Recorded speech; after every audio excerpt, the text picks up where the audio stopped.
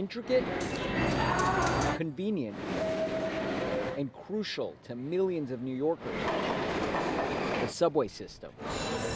But underground, in the system of tunnels, of stations, of platforms, lies an ongoing threat: terrorism. Do you worry about terrorism being a New Yorker? Sometimes I do. You see the police around, does that make you feel safer? Yes, especially after everything going on. It's a top priority for the NYPD and its counterterrorism unit, known as the Critical Response Command. The unit constantly patrolling subway stops all over New York in layers. We have technology and cameras, we have the dogs, we have our long gun officers, and we have plainclothes officers riding subways. Trying to prevent something like this, the botched attack that happened in a Times Square pedestrian tunnel on December 11th. That's when a man detonated an explosive. The suspect was the only person seriously hurt. What was the CRC's role? They did some force protection, so they responded here, and now they're going to protect the perimeter of the site.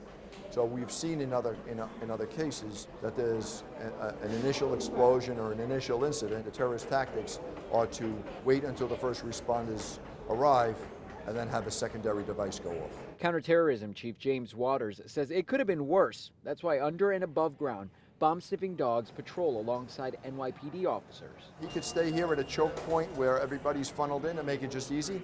He figures out the wind direction from the subways and the station, and he positions the dog. Those dogs highly trained. News 4 was given a demonstration in Times Square. Watch as a decoy walks by a checkpoint of sorts.